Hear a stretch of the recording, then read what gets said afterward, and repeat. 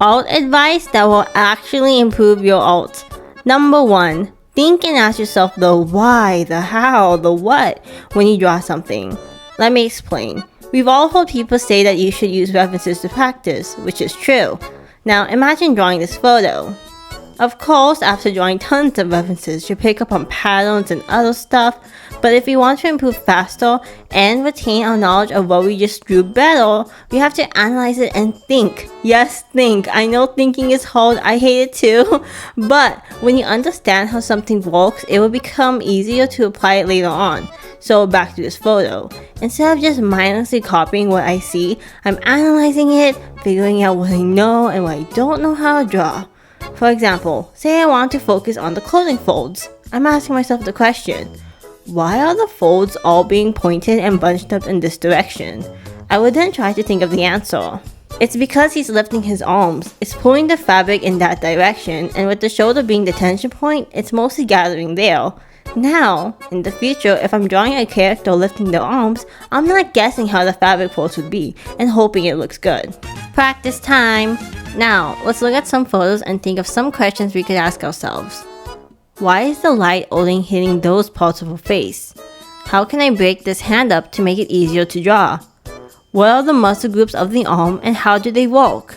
Simply asking yourself those questions are the beginning stepping stones to improvement. Not always though will you figure out the answer to your questions. If that happens, don't worry too much about it. Keep your questions in the back of your mind. Write it down if you have to. There's a couple things you could do to find those answers. You could look up tutorials. Many artists have made videos or even have wrote online somewhere about their knowledge, so use it to your advantage. You could also Google questions and sometimes you can find the answer. If you still can't find it though, that's fine. As long as you have the question in the back of your mind, then when you finally come across it, whether that's from a TikTok tutorial or something finally clicking in your brain when you draw from another reference, it will continuously help you on your path to improving. Number 2, it's okay to trace, as long as you don't steal other artists' work and pass it off as your own, of course. I'm not here to dive in deep and talk about all the do's and don'ts of tracing and the ethics of it all. I'm just here to show you how I think you should use tracing to improve your art. First, find a reference of what you want to study. For me, I want to break down the art style for Twisted Wonderland, which if you guys don't know, is created by Yago Taboso. Your reference photo could be anything, from an action pose to like a real human face or even a hand, whatever you want. After, lower the opacity and on a new layer trace it. When you trace it, don't just trace the lines directly, but break it down. I highly recommend breaking it down in shapes and making guidelines. So as you can see, here I'm drawing a circle for the top of the head and then making lines for the guidelines for the face. It makes it simpler and easier to understand. After that, turn off your reference. Now solely using your tracing as your guide, draw it all on your own. Sometimes drawing from the direct photo is intimidating, so when broken down like this, it makes it much more approachable. Number 3, think of things in 3D. When we draw, we're drawing 3D things 2D.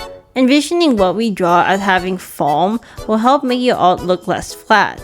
I recommend at least briefly learning about 1, 2, and 3 point perspective. You don't need to be able to draw extravagant backgrounds. Just having the basic knowledge of it is helpful, even if you can't apply it well yet.